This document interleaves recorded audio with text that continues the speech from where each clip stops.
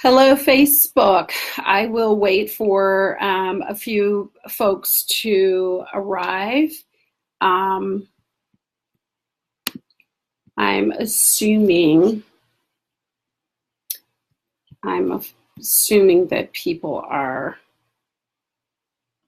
Um,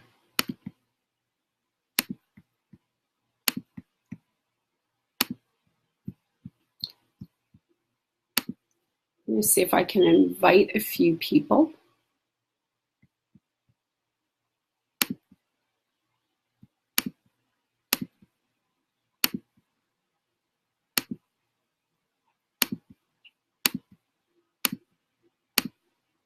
All right. Hi, Diane Bogle. Hi, Debbie Ebbs. Hi, Joe.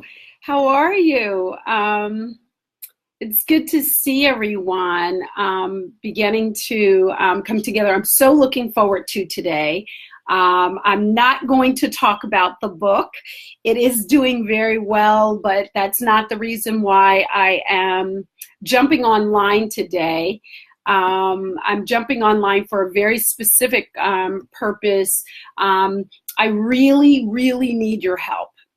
And I'm hoping that the next 30 to 45 days together, we will be able to change how people see themselves and how they see themselves within the world, and we will be able to create a shift.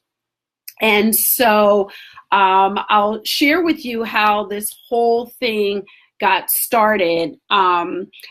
I don't know, many of you probably remember, I guess it was maybe Tuesday when Kate Spade committed suicide. Hi, Angie.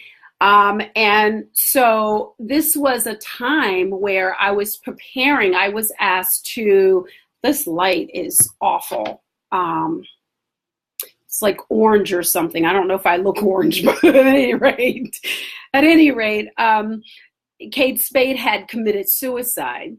And so immediately I went to the blog because this touched home for me.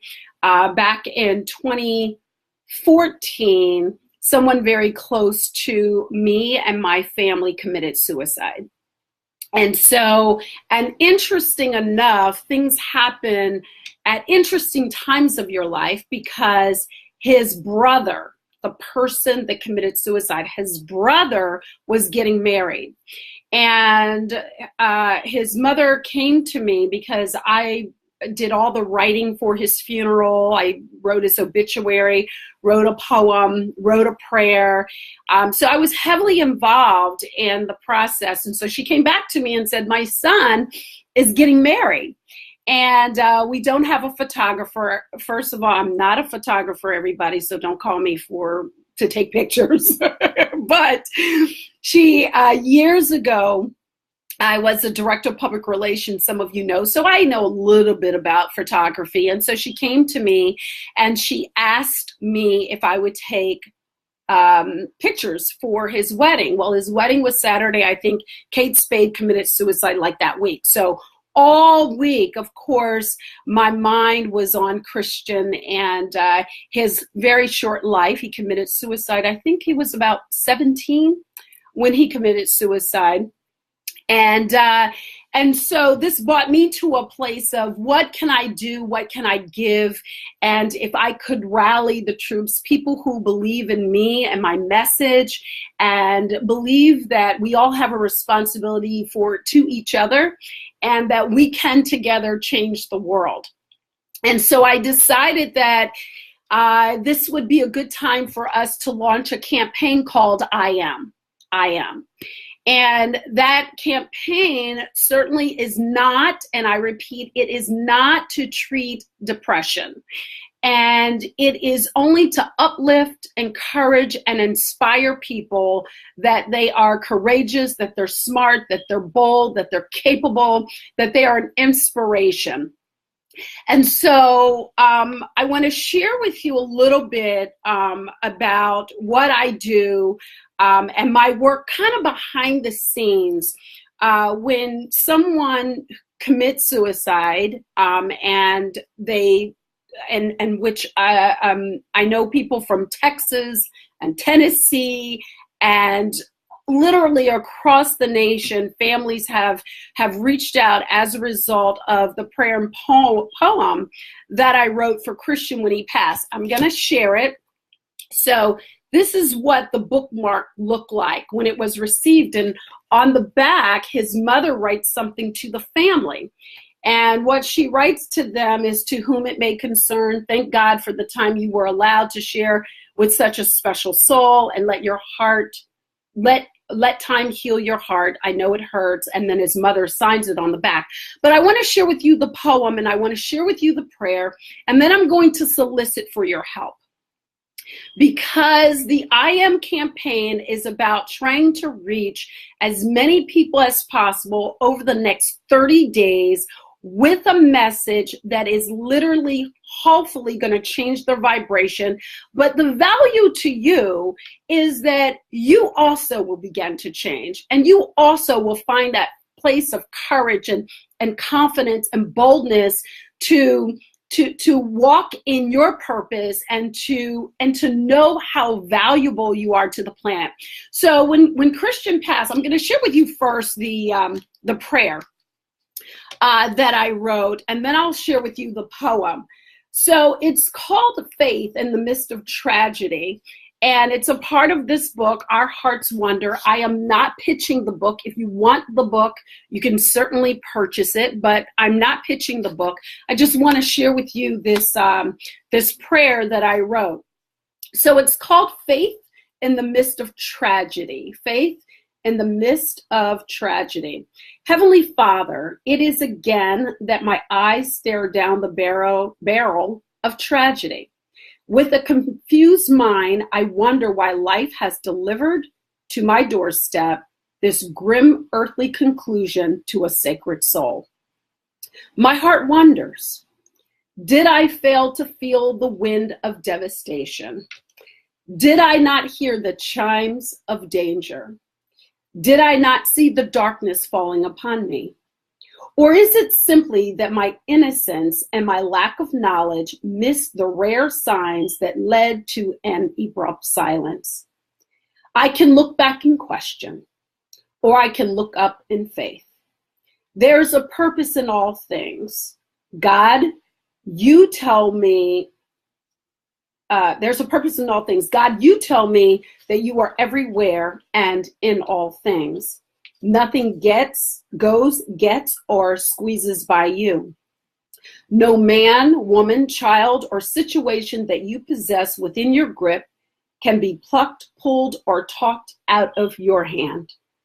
In this, I put my trust, faith, and entire being. Now, as I walk through this valley, I know you are with me. As I grapple with finding the truth, I know that you will light the way. As I seek the peace that passes all understanding, I ask that you remind me that I already possess it. I am, and so it is, in the name of our master, brother, teacher, and friend, Jesus the Christ. Amen. So that was the prayer that I wrote the day after Christian committed suicide. And so the intention that I want to set for the I Am campaign is that every day we affirm ourselves, and we affirm our friends, and we affirm strangers for 30 days. If we can do that, I believe that we're going to change the vibration of ourselves, the energy of ourselves. We're going to change how we show up at work every day. We're going to change our interactions with our families when we know that we can courageously be vulnerable, or that we can fall knowing that we have the power to get back up again. And I think that, I don't know what your story is. Everyone has the story. I know for myself, I've had friends dealing with depression. I've had family members dealing with depression, even now. And a lot of, I've coached probably about 300 people in business, doctors, lawyers, people from all around the world. And what I have discovered, their biggest hindrance is their understanding of who they are and the power that lives within them. And when I connected the two, when I realized that people who feel, and it's interesting because I was talking to a very good friend who battled depression for a long time, and family has battled depression. She said, you know, I asked her, I said, well, what did it feel like for you? And she said to me, I felt like I wasn't enough. I felt like no matter where I went, I compared myself to other people. I felt like, you know, well, look at me. I don't look like that. I don't look as polished. I don't speak that way. I don't act that way. So there was a comparison. And what's interesting is that you don't have to be depressed to have those feelings and those thoughts. So I thought, what a great time to affirm ourselves. Now, you heard the prayer. Let me share with you the hi, Miss Carson. That was my English teacher in 5th grade who taught me how to write and to express myself. So kudos and thanks to you. Love you much, and you know that to be true. But this is what I wrote, or what I believe was written through me after Christian decided to depart this earth at 17 years old.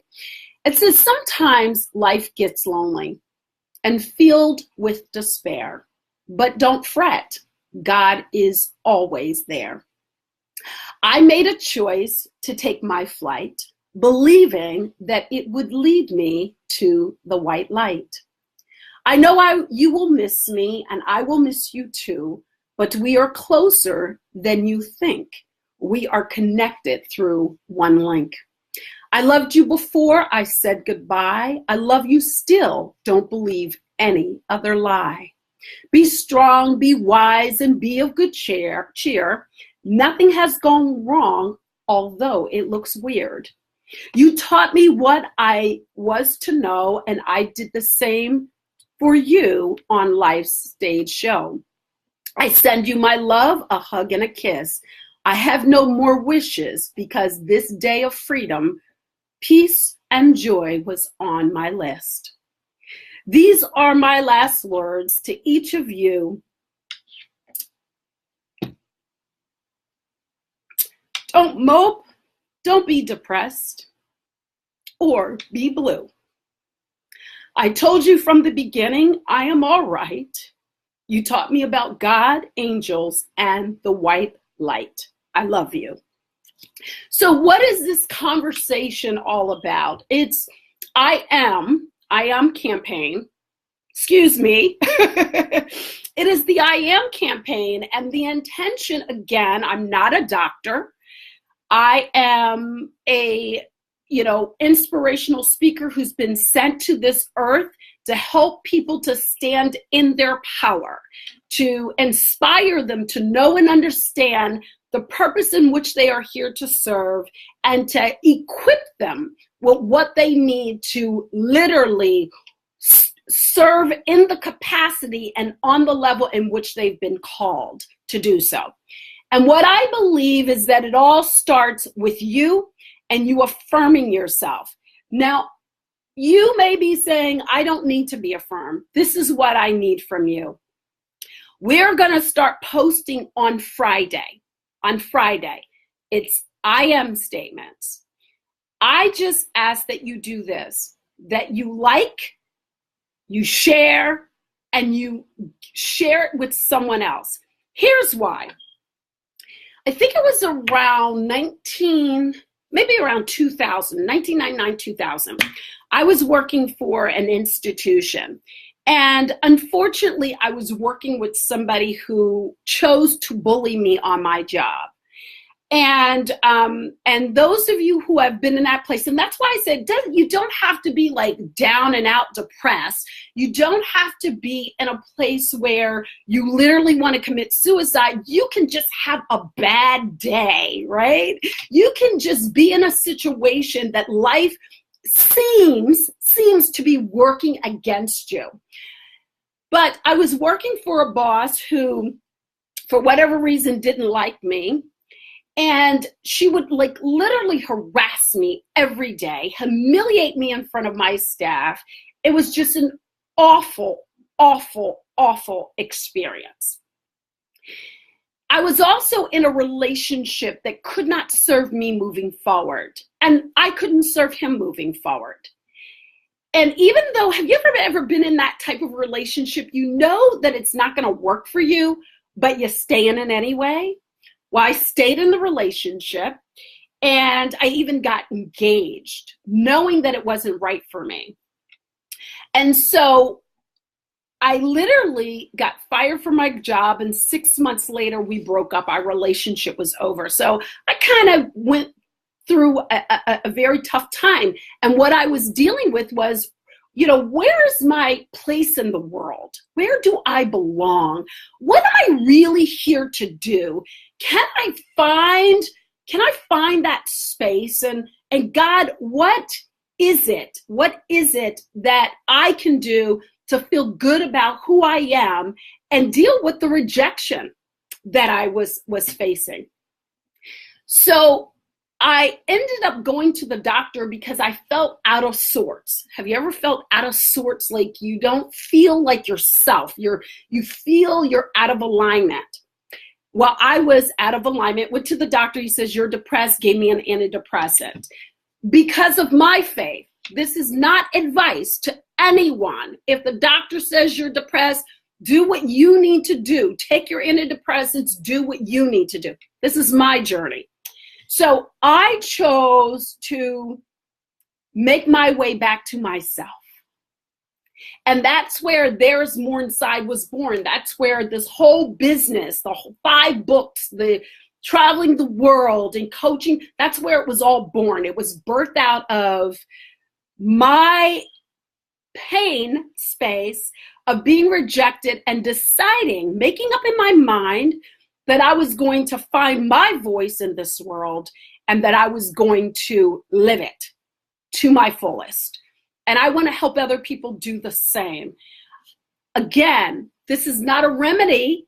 This is not a prescription for depression. This is simply a campaign, an I Am campaign, to inspire people of how incredibly beautiful and brilliant they are. And I just want to ask those people who are here today, if you are with me on this campaign, again, it's 30 days, it's I am statements. If you are with me, just type yes. I will share, post, I will share with my friends the I am statement for 30 days. And try to encourage all of us to get in a place of power and of purpose and of boldness and of confidence and of understanding our capability and what work we can do in the world to help those, the Christians in the world, right? Those that you know in the world that aren't feeling worthy of themselves, that we will be able to help to move their life forward and to encourage them to move forward. Thank you for being in on this, Debbie Epps. I am absolutely not surprised that you are the first person. Thank you, Julian Smith. And by the way, Julian, I think Julian's like 24, 25 years old. And I hope he doesn't mind me saying his age, but at any rate, he has joined me on this campaign. I hired him to create it's literally one photo, and we brainstorm, what do people need? What do they want? And together we came up with 30.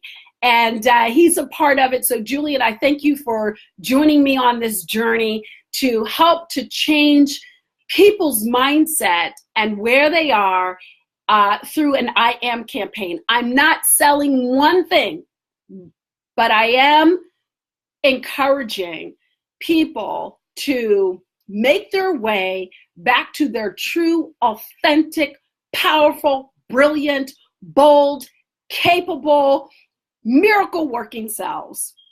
So that's what I want to do today. Thank you, Sandra Scott, for committing today to join me on this journey. Remember that one person can really impact someone's life. I'm going to share with you this one last story, and then I will go and I will see you on Friday. That's when the campaign starts. But here's what I want to share with you. I remember I was, attending a church when I went through my challenge. And I was the one, I sung on the choir, I directed the choir, I taught Sunday school, I was a steward in the church, I was a speaker, I mean, like, you name it, I did it. And, I was the one who immediately, when someone had a challenge in their life, I was praying for them. Or I would send them a card, or I would give them a call. But when I had my challenge, no one called. No one pulled me inside and said, I want to pray for you. No one said, I'm really sorry for your loss. No one outside of my family. I'm not talking about my family. I'm talking about people in the church that literally said anything, not one word. So when I got to the other side of my situation, I asked them, I said, I was really surprised by the fact that no one sent me a card. You knew I lost my job. You knew my relationship was over. You knew I was having a tough time in my life, but you didn't send me a card. You didn't pull me aside and pray for me. You didn't give me an encouraging word. Life went on as normal. And you know what they said to me? You looked okay. You looked okay. You look fine to me, S. Renee. You look like you didn't miss a beat. You didn't look like you were hurting. You didn't look like you were sorry you lost your job. You didn't look like you were feeling the pain and the hit of losing a relationship. You didn't look that way. Well, what does that look like? Does it look like going around with your head down? No, it doesn't. You can still walk with your shoulders back and your head up and be hurting inside. And that's what this is about. Together, the I Am campaign, I believe, is going to inspire and empower. And I thank you in advance for joining me on this journey. I love you. Now let's make a difference in someone else's life. And I want to start with making a difference in your life. God bless you. Thank you for joining me today. I will see you soon.